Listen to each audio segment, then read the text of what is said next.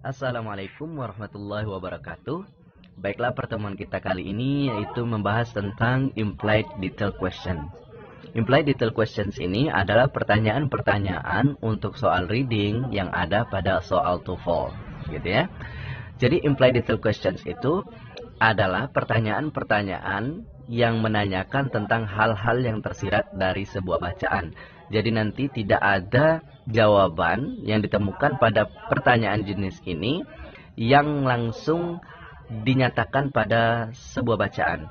Jadi jawaban untuk soal ini nanti ditemukan dari kesimpulan dari sebuah bacaan, bukan dari hal yang dinyatakan dari sebuah bacaan, ya.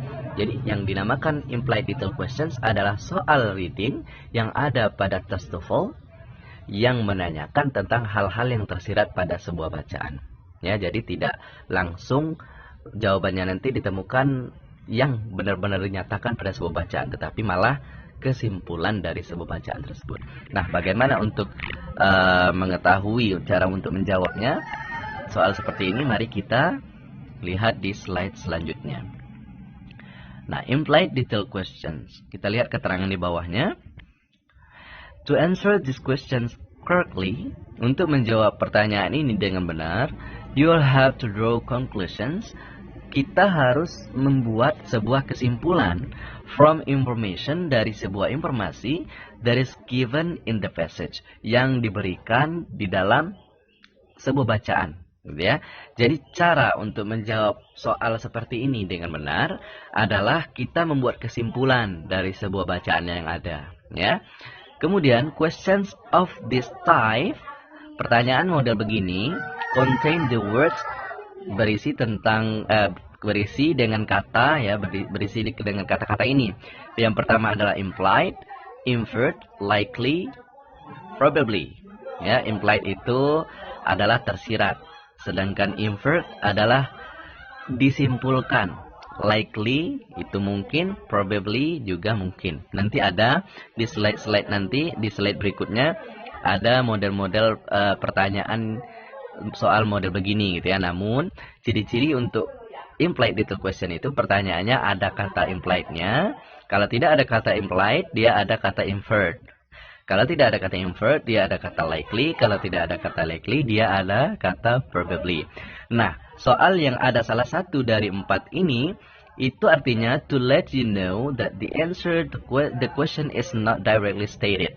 Ya, ini menunjukkan bahwa jawaban untuk soal implied detail question ini tidak dapat ditemukan, jawabannya tidak dapat ditemukan dari sebuah bacaan yang dinyatakan. Artinya jawabannya nanti tidak langsung dinyatakan, gitu ya, di sebuah bacaan, namun dapat kita temukan jawabannya dari kesimpulan. Oleh karena itu, untuk menjawab soal ini dengan benar, kita harus membuat kesimpulan, conclusion, dari informasi yang didapat dari sebuah bacaan. Paham ya?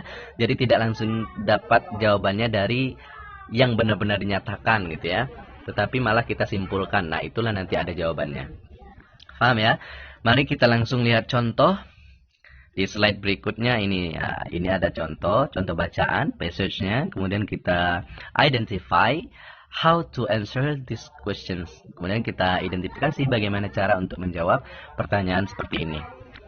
Mari kita lihat bacaannya. Bacaannya adalah the number of rings in a tree.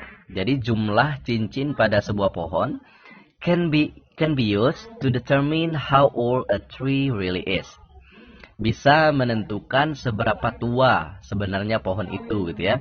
Jadi untuk menentukan pohon itu seberapa tua, itu bisa dilihat dari jumlah ringsnya, dari jumlah cincin yang ada pada sebuah pohon itu, gitu ya.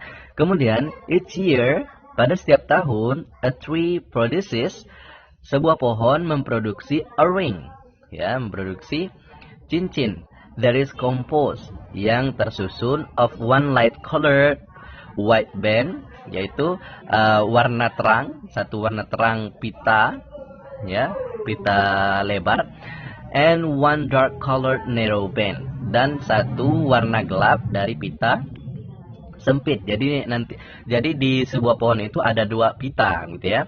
Yang pertama pita lebar, yang kedua pita sempit. Nah, pita lebar ini biasanya berwarna agak cerah, kemudian yang pita sempit itu berwarna gelap. Nah, ini pohon yang diceritakan dari bacaan ini.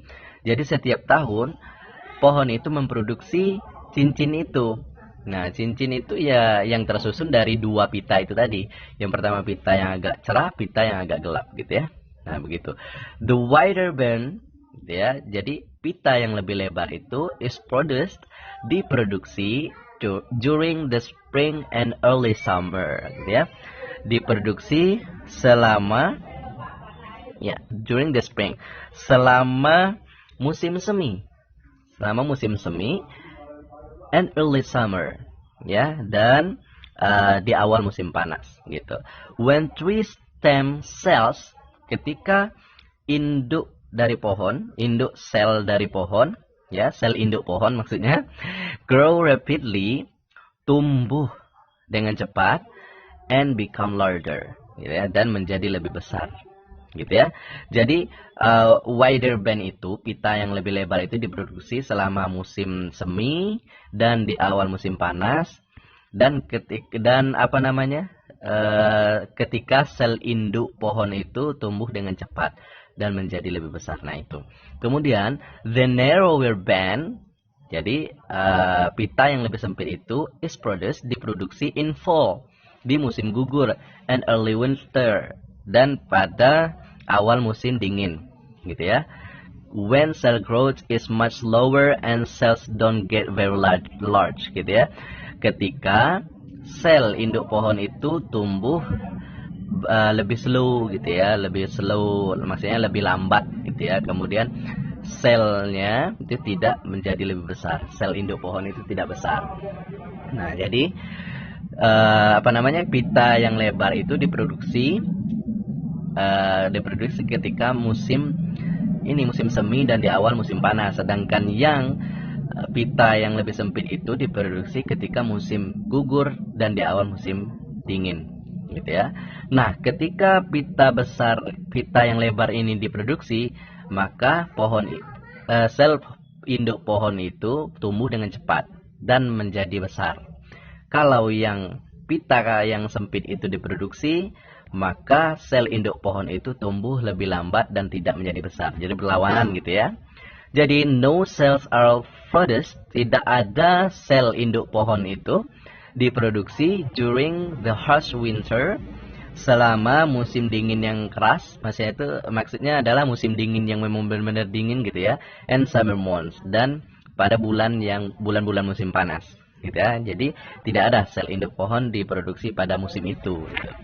Nah, jadi mari kita simpulkan bahwa bacaan ini adalah tentang sebuah pohon yang memproduksi cincin, ya, cincin pada pohon itu. Nah, cincin-cincin pohon itulah dapat menentukan seberapa tua sih pohon itu gitu ya. Kemudian cincin itu terdiri dari dua pita, ya. Pertama pita lebar, kedua pita sempit. Nah, pita lebar ini diproduksi ketika musim semi dan di awal musim panas. Kemudian yang kedua, pita sempit itu diproduksi ketika musim gugur dan di awal musim dingin, gitu ya. Nah, ketika pita lebar ini diproduksi, maka sel induk pohonnya itu tumbuh dengan cepat dan menjadi lebih besar. Sedangkan ini sebaliknya, sel induk pohonnya tumbuh dengan lambat dan tidak menjadi besar. Nah, gitu. Jadi tidak ada sel induk pohon diproduksi di musim dingin dan di bulan-bulan di musim panas, ya. Jadi itu kesimpulan dari bacaan ini. Nah, untuk mencari jawabannya, mari kita lihat pertanyaannya. Nomor 1, it is implied in the passage. Ya, ini tersirat pada bacaan di atas that, yaitu if a tree, jika sebuah pohon has 100 wide bands, gitu ya. Sebuah pohon itu mempunyai 100 pita lebar and 100 narrow bands, dan 100 pita sempit. Then it is, maka ini adalah, gitu ya. Nah, itu soalnya. Nah, untuk mencari jawabannya tidak langsung kita dapatkan di sini. Namun kesimpulan dari inilah kesimpulan dari bacaan inilah yang menciptakan pertanyaan itu. Nah, sehingga kita simpulkan, kita cocokkan antara pertanyaan ini dengan hal-hal yang tersirat pada bacaan ini untuk menemukan jawaban selanjutnya gitu ya. Mari kita lihat. Pertanyaannya adalah bahwa hal yang tersirat dari bacaan ini adalah sebuah pohon mempunyai 100 pita lebar dan 100 pita sempit. Nah, itu kata kuncinya. Mari kita lihat di di bacaan gitu. Nah, di bacaan itu yang mana sih yang berhubungan dengan sebuah pohon yang mempunyai 100 pita lebar dan 100 pita kecil, pita sempit gitu. Sedangkan yang dijelaskan tadi, pitanya itu adalah nih wide band, pita besar, kemudian ada juga narrow band gitu. Ada nggak disebut 100? Tidak ada 100 di situ gitu ya. Coba kita lihat di jawaban.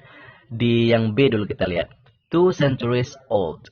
2 century gitu ya. 200 tahun maksudnya. 200 tahun. Ada nggak di sini 200? Gitu ya. Nggak ada. Kemudian 50 years old. Ya, 50 tahun. Ada nggak 50 tahun di sini? Nggak ada. Kemudian 200 years old. 200 tahun. Ada nggak di sini 200 tahun? Nggak ada. Gitu ya. 2 centuries itu century, abad ya, century. Nah, 2 abad. 2 abad itu berapa tahun? 2 abad ke 200 tahun ya kayaknya. Ya, 200 tahun. Nah, ada nggak di sini? Tidak ada ya 200 tahun. Gitu. Nah, kita lihat di sini. Jawabannya tidak ada yang langsung dinyatakan dari sebuah bacaan ini. Ya enggak, tidak ada kan? Nah, jawaban ini dapat ditemukan dari kesimpulan daripada yang kita dapat dari bacaan ini dan kita cocokkan pada soalnya. Gitu. Coba kita lihat.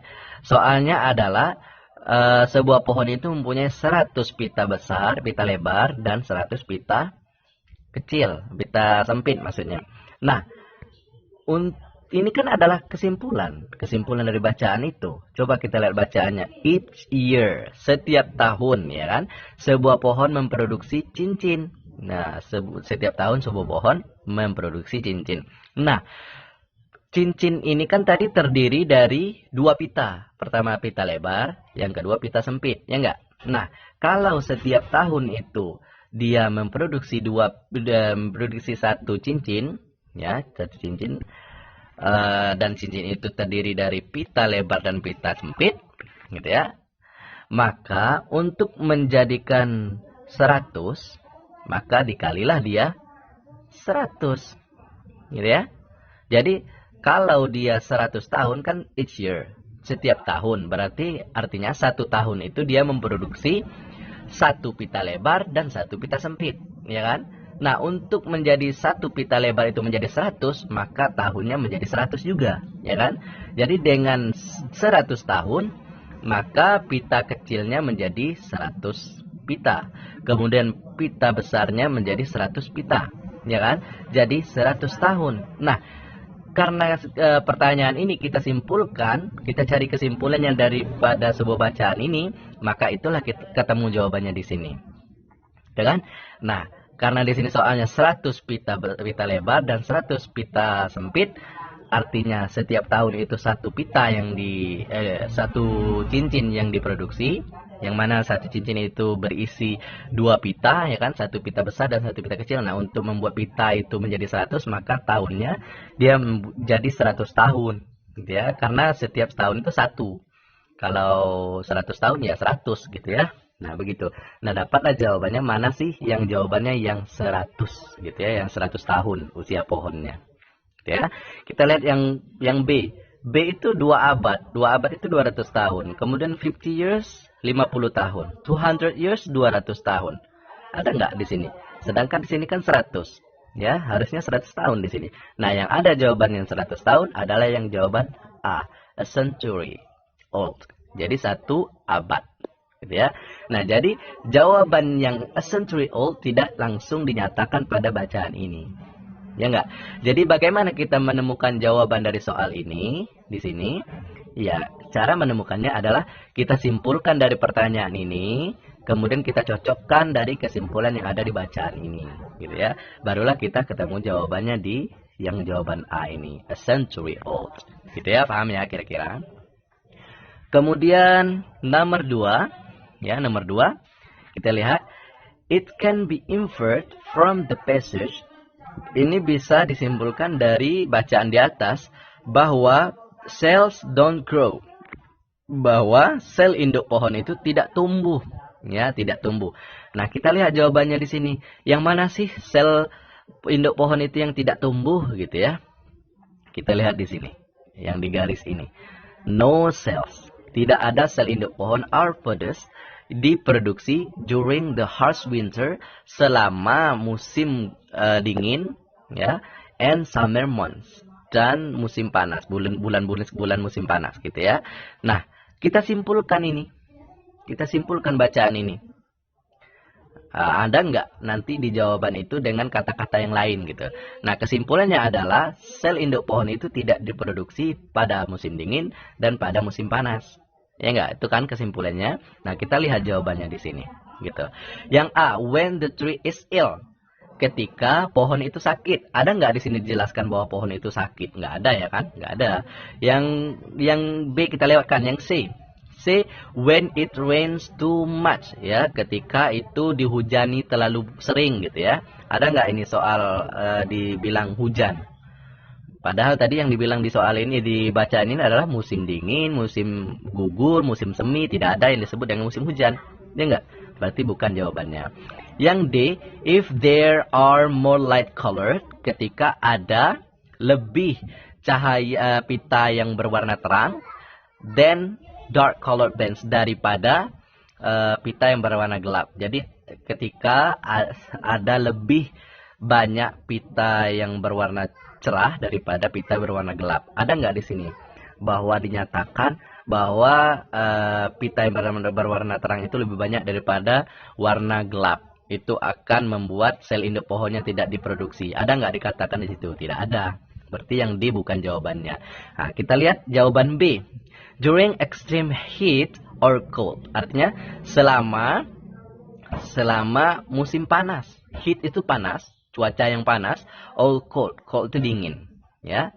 Heat itu adalah simpulan lain daripada musim panas nih, summer. Kemudian cold itu adalah simpulan lain atau kata lain, ungkapan lain dari harsh winter, gitu ya. Karena di sini disebutkan sel induk pohon tidak diproduksi selama musim dingin dan musim panas. Nah, yang di sini dikatakan dengan kesimpulan lain, maksudnya dikatakan dengan ungkapan lain, selama musim panas ini, cuaca panas dan cuaca dingin. Nah, cuaca panas kan summer, musim panas. Cuaca dingin kan winter, musim dingin. Gitu kan? Nah, jadi jawaban yang benar adalah jawaban B. Nah, untuk menemukan jawaban B ini, kita dapatkan dari kesimpulan dari bacaan ini tersebut. Ya kan? Jadi tidak ada jawaban yang langsung dinyatakan langsung dari bacaannya gitu. Coba kita lihat di sini. Yang jawaban B, during extreme heat or cold. Ada nggak pernyataan seperti ini? Pernyataan seperti jawaban B ini yang langsung dinyatakan seperti ini. Ada nggak? Ada nggak di sini? During extreme heat or cold. Tidak ada. Nah, dari mana jawaban ini muncul? Ya dari kesimpulan yang ada di sini. Yang ada di soal bacaan. Nah, gitu. Jadi untuk soal seperti ini kita harus banyak-banyak bisa menyimpulkan dari sebuah bacaan, ya. Ciri-ciri pertanyaannya adalah implied, kemudian inferred, ya, inferred, kemudian probably, likely. Ada 4 itu ciri-cirinya. Untuk menunjukkan bahwa jawaban dapat ditemukan dari kesimpulan, ya. Contoh soal yang pertama tadi, bahwa 100 pita besar itu kan tidak dinyatakan di tulisan ini, di bacaan itu. Nah, dari mana kita dapat menemukan 100 pita besar itu diproduksi selama 100 tahun? Ya, karena 1 tahunnya kan 1 yang diproduksi. Berarti kalau 100 tahun berarti 100 yang diproduksi. Nah, itu kan maka kita temukan jawabannya A. Nah, jawabannya dapat kita temukan ketika kita menyimpulkan soalnya. Ketika kita menyimpulkan bacaannya gitu ya. Begitu. Kemudian kita lihat di slide berikutnya. Identifying the question. Bagaimana untuk mengidentifikasi sebuah soal dari bentuk soal implied detailed question ini. Yang pertama, ciri-ciri pertanyaannya seperti ini. It is implied in the passage that, ini tersirat dari sebuah bacaan di atas bahwa, gitu ya, itu ciri-cirinya. Kemudian it can be inferred from the passage that, ini bisa disimpulkan dari sebuah bacaan di atas adalah, gitu ya. It most likely that, ini mungkin bahwa, gitu, bahwa ini apa, gitu ya. Kemudian what probably happen, apa yang mungkin terjadi, titik-titik, gitu ya, apa yang mungkin terjadi adalah gitu-gitu, gitu ya. Itu maksudnya. Nah, untuk menentukan bahwa ini adalah pertanyaan soal implied detailed question, dia ada 4 ciri ini. Ya, yang pertama ada kata implied. Kemudian kalau tidak ada kata implied, dia ada kata inferred. Kalau tidak ada kata inferred, dia ada kata likely. Kalau tidak ada ketiga ini, dia ada kata probably. Intinya, salah satu dari implied, inferred, likely, probably ini muncul pada sebuah soal, maka itu menunjukkan bahwa jawabannya harus ditemukan dari kesimpulan dari sebuah bacaan. Ya, tidak dapat ditemukan langsung dengan yang dinyatakan di sebuah bacaan. Ya, begitu ya. Paham ya? Kemudian kita lihat di slide selanjutnya, finding the answer. Bagaimana kita menemukan sebuah jawabannya, gitu ya.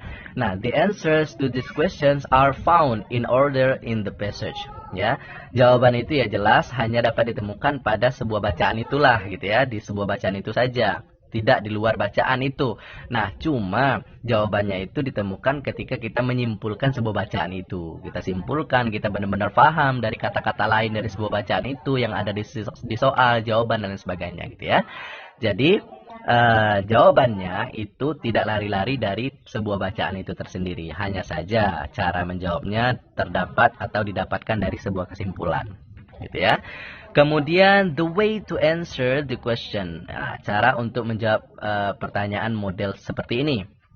Caranya adalah yang pertama, choose a keyword in the question. Pilih kata kunci dari pertanyaan. Seperti yang kita baca tadi, bahwa kata kunci kita dapatkan adalah 100 pita besar, kemudian 100 pita sempit, gitu ya. Kemudian yang nomor 2 tadi, kita dapat kata kunci bahwa tidak ada sel induk pohon yang diproduksi, gitu. Baru kita bisa cari, kita cocokkan pada sebuah bacaan, terus kita cari apa sih yang benar-benar cocok, kesimpulan yang mana yang diambil dari sebuah soal itu, gitu ya. Mana yang kira-kira bisa menyimpulkan dari sebuah soal itu, gitu. Ternyata dapat kita temukan dengan cara-cara tadi, ya. Nah, begitu. Yang pertama adalah memilih atau menentukan kata kunci dari sebuah soal, ya, sehingga kata kunci itulah dapat kita gunakan untuk mencari jawabannya dari kesimpulan yang terdapat dari sebuah bacaan, gitu ya. Nomor 2, scan the passage for the keyword. Nah, artinya kita scan itu kita baca cepat, gitu ya, dari sebuah bacaan itu dengan keyword atau kata kunci yang kita dapat tadi dari sebuah soal, gitu ya. Kita baca cepat, mana sih yang 100 pita besar itu mana, pita besar mana, pita kecil mana, gitu ya, pita lebar mana, pita sempit mana, gitu. Kemudian mana sih sel yang tidak diproduksi. Nah, itu kan kata kunci yang kita dapat. Kita baca cepat, kita cari kata kunci itu, gitu ya. Kemudian all related idea atau ide-ide yang berhubungan dengan kata kunci itu. Nah, yang ketiga, read the sentences that contains the keyword carefully. Nah, kemudian setelah kita baca cepat, scan tadi ya, dari sebuah bacaan itu, kita temukan, oh ini kata kuncinya ada di paragraf ini, gitu ya. Setelah itu, read the sentence that contains the keyword. Ya, jadi kita baca yang kita sudah temukan kata kuncinya pada paragraf berapa, gitu ya. Kemudian kita baca dengan seksama. Kita baca. Kemudian yang nomor 4, look for an answer that could be true. Kemudian kita lihat pada sebuah jawaban, ya, A, B, C, D itu yang mungkin benar jawabannya. According to that sentence. Menurut dari kalimat-kalimat yang ada pada sebuah bacaan. Dari kata kunci yang telah kita dapatkan tadi, gitu ya. Nah, begitulah cara untuk menjawabnya. Pertama, memilih kata kunci dari pertanyaan. Kedua, kita cocokkan mana sih kata kuncinya di sebuah bacaan itu, gitu. Kemudian setelah kita ketemukan kata kunci yang ada di sebuah bacaan, kita baca secara seksama. Kemudian kita lihat jawabannya kira-kira berhubungan enggak, gitu. Benar enggak, gitu, jawabannya yang dengan kata kunci yang ada di sebuah bacaan tersebut, gitu. Jika sudah benar simpulannya, maka itulah yang kita pilih jawabannya. Paham ya? begitu. Nah, kemudian the way to answer the question ini adalah judul di atas ya, ini terbawa ke bawah. Nah, kemudian yang perlu kita lakukan sekarang adalah let's identify and apply it into the passage on the paper given by the lecturer. Artinya, mari kita mengidentifikasi dan menerapkan cara-cara ini kepada bacaan-bacaan yang diberikan, yang ada pada soal yang diberikan oleh seorang dosen. Nah, itu ya. Artinya, ini adalah instruksi kita untuk melakukan latihan. Latihan mengerjakan soal TOEFL yang berbentuk implied detailed question ini. Gitu. Jadi selama latihan dan praktek menjawab soal implied detailed question nanti yang akan saya berikan, ya, mohon dibaca dengan seksama, kemudian diterapkan cara-cara strategi cara untuk menjawab soal seperti ini di latihan nanti. Gitu ya, bagaimana cara untuk menjawabnya, bagaimana cara untuk mencari kata kuncinya, gitu segala macam ya. Jadi diterapkan pada soal latihan nanti. Demikian dulu pertemuan kita hari ini. Semoga kita bisa dapat lebih cepat mengenal soal-soal berbentuk implied detailed question dan bisa juga untuk menguasai strategi untuk menjawab soal-soal seperti ini ya. Karena soal seperti ini termasuk soal yang susah karena dia menanyakan simpulan atau hal yang tersirat yang tidak langsung dinyatakan dari sebuah bacaan. Jadi yang perlu kita perhatikan adalah kata kunci, kemudian kita pandai-pandai menyimpulkan dari sebuah bacaan itu, ya. Kemudian kita cocokkan dengan jawaban yang ada, ya. Terima kasih. Assalamualaikum warahmatullahi wabarakatuh.